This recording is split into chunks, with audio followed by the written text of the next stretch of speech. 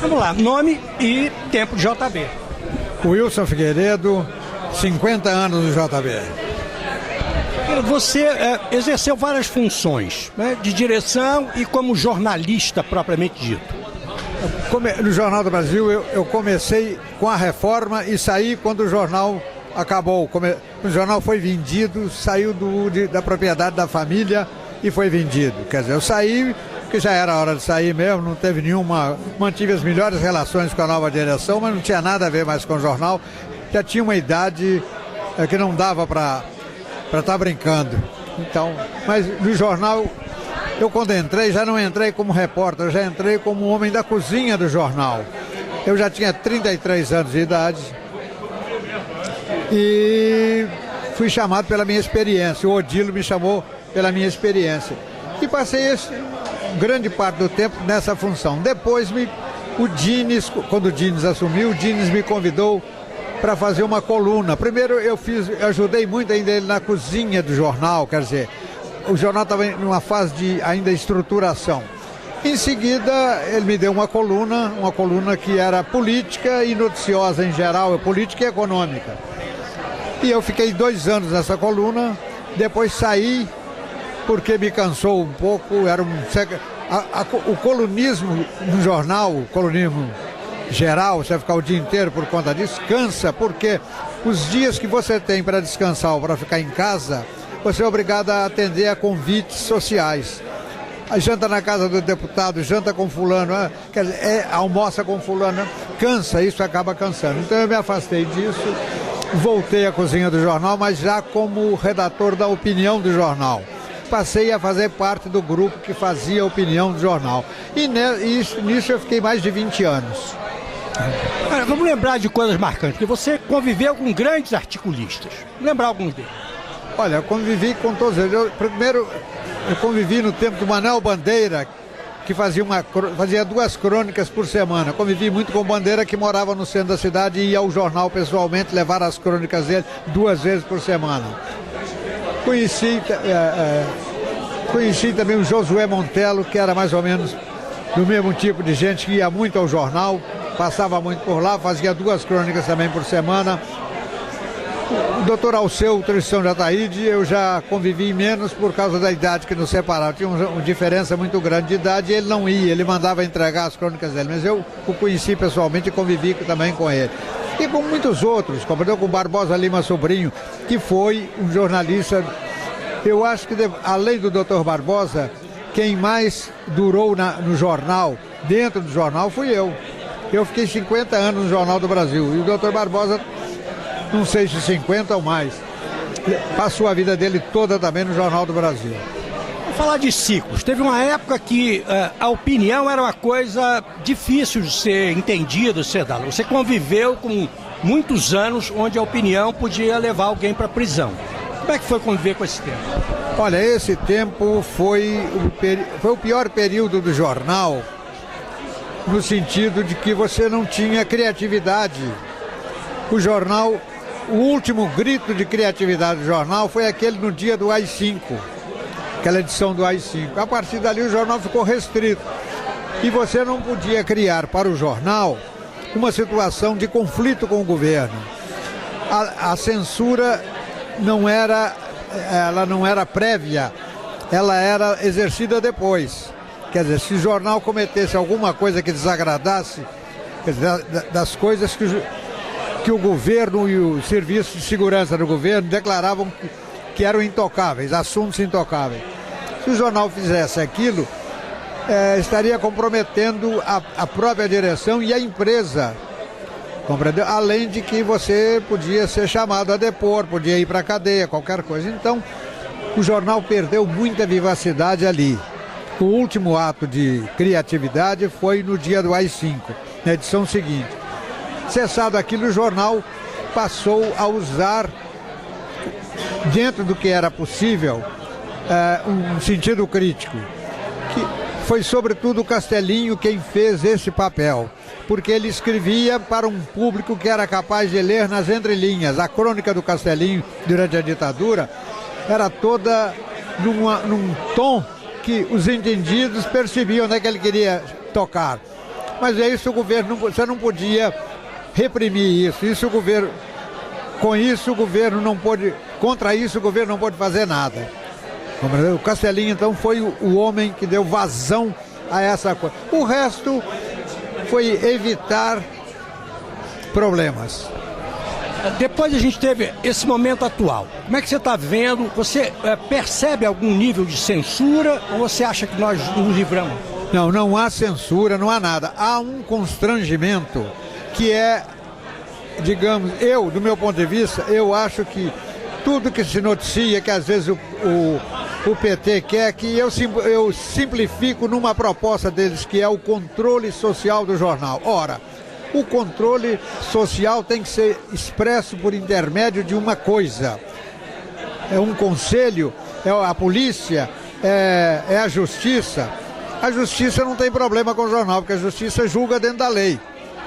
E a liberdade de imprensa é garantida. O que você não pode é cometer os crimes que a liberdade favorece. Injúria, difamação e calúnia. Qualquer um deles você pode ser preso, pode ser julgado, pode ser condenado e pode não ser condenado. Então, mas ninguém quer isso.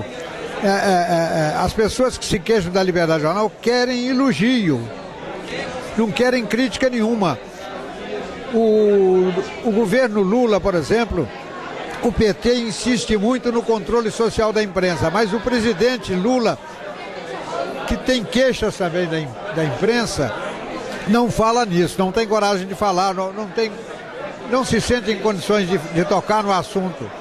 Então não há como fazer isso. Agora, o que constrange hoje é você ouvir falar isso como se fosse um propósito deles.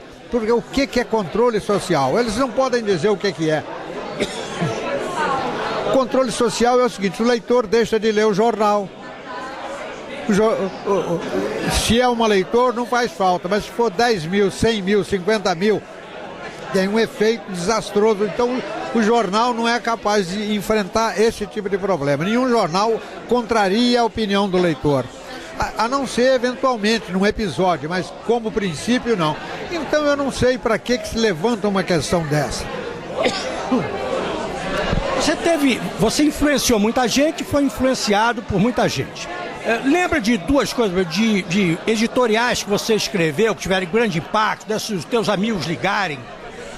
Olha, nos editoriais, muitas vezes a gente contornava o problema porque fazia uma coisa alusiva que os entendidos percebiam, mas o grande público não percebia. Mas tinha um efeito. E não agradava, evidentemente, o regime, mas não tinha como pegar. Por isso que eu falo, difamação, injúria e calúnia, o Lacerda cometia esse tipo. Mas o Lacerda não era um jornal, era o Lacerda. E ninguém podia prender o Lacerda. Toda vez que tentaram julgá-lo, a justiça não aprovava, porque, digamos que havia uma situação que comportava a crítica. Entende? Nessa tua vivência, você conheceu muita gente importante na história do Brasil e algumas pessoas internacionais. Quem te impactou, quem te impressionou do ponto de vista de energia, de capacidade, de carisma? Ora, há vários tipos de admiração. Os grandes parlamentares, oradores, os líderes políticos, os partidos, tudo isso vale. Agora, a figura do homem público que mais me impressionou, porque ele representou o Brasil num momento exato, foi Juscelino Kubitschek. O Getúlio tinha morrido, o Brasil tinha perdido uma figura que era meio paterna. Embora fosse também muito combatido, muito até odiado, o Getúlio, quando morreu, ele fez uma transição de um Brasil antigo para um Brasil com a ideia social, que o governo Lula também tem, que é uma ideia dominante no governo Lula. Fora isso, a vantagem do Juscelino é que ele era um otimista, acreditava no Brasil quando não era moda acreditar no Brasil, porque hoje é fácil acreditar. Hoje o Brasil está estourando aí, o Brasil está estourando assim. A China faz automóveis no Brasil, o automóvel é feito lá e é montado aqui. Quer dizer, o Juscelino fez o automóvel aqui pela primeira vez. Foi no tempo dele que ficou. Claro que antes dele já teve a indústria de autopeças, que foi o Getúlio quem fez. As coisas vão uma depois da outra, nenhuma passa na frente da outra. Então o Juscelino para mim é o símbolo daquele Brasil que mostrou que era viável, que era possível e que ia ter sucesso, e teve. O Lula prova que o Juscelino tinha razão. Qual é a tua expectativa para esses próximos anos? A minha expectativa, eu sou uma natureza otimista. Eu acho que devemos ter dificuldades ainda, mas a primeira coisa, não acredito que possa haver mais golpes de Estado. Não acredito que seja viável, pelo menos nas condições do mundo atuais, que possa haver retrocesso político. Não acredito. Não acredito em candidatos a ditador, nada disso. Eu acredito que o Brasil ainda vai ser sacudido um pouco e vai ter que passar por uma depuração, por um certo espírito mais rigoroso no uso do dinheiro público.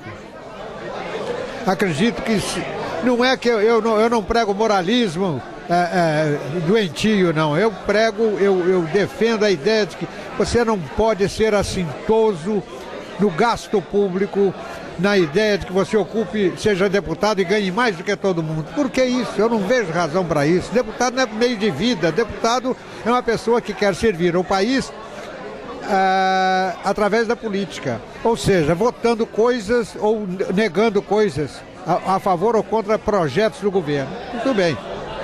Agora, realmente eu acho que não faz sentido a pessoa ir para a vida pública com a ideia de sair rico. Acho que tem que ganhar bem, tem que ganhar o suficiente para ter uma vida honrada, mas tudo bem, mas a ideia que passa hoje é de doer. Hoje em dia, você está sempre metido com uma empresa, ganhando comissão de empresa, de negócio, isso eu acho muito ruim. Isso tem que acabar, eu não sei com quem nem como.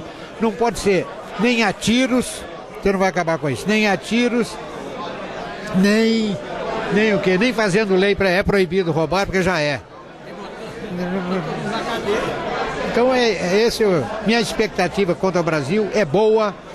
Acho que depois desse governo, essa ideia social do governo vai progredir. Acredito que o Brasil ficará devendo ao Lula esse degrau que ele subiu.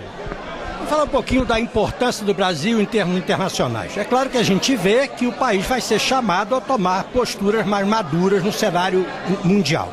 Como é que você vê isso? Eu acho inevitável que o Brasil acelere a sua presença no mundo, crescendo, de maneira crescente.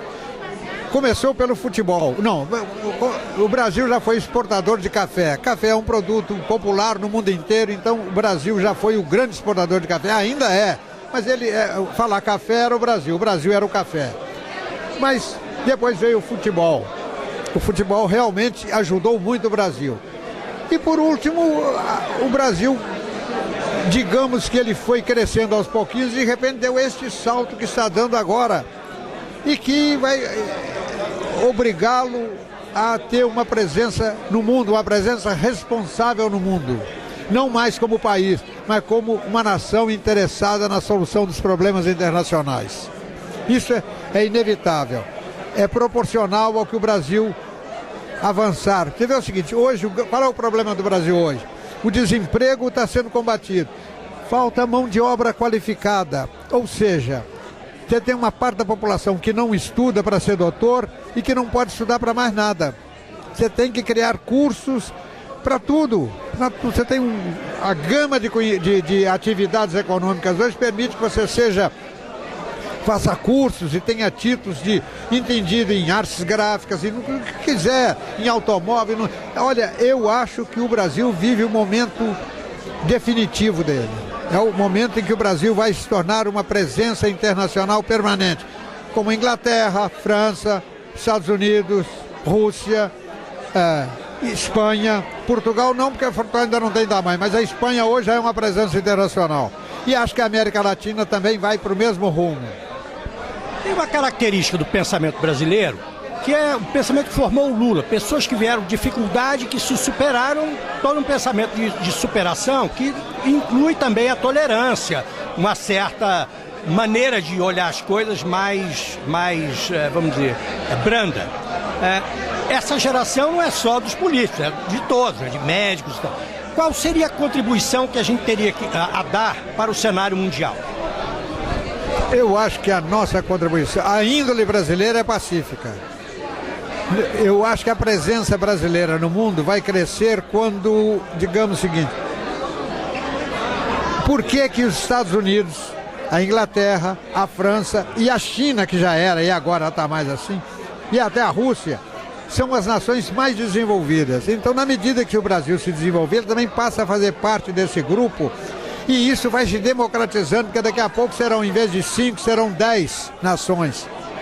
E essas nações, no dia que forem 20, fica muito mais fácil você convencer, você vai discutir melhor, vai poder acertar as divergências. Eu acho que o mundo, eu sou convencido de que o mundo não vai ter a paz tão cedo, a paz universal eterna, mas vai chegar lá, vai chegar. Muito obrigado. Eu queria que você deixasse a sua mensagem. Você tem muitos admiradores, tem pessoas que te seguem, que te leram. Onde é que a gente vai te achar agora? Enquanto eu estiver vivo, por aqui mesmo, nos jornais e nesses grandes acontecimentos como esse aqui. Eu penso em... Não, eu não penso, mas eu acabo fazendo. Tá bom? Obrigado, Guilherme. Obrigado a você. Valeu.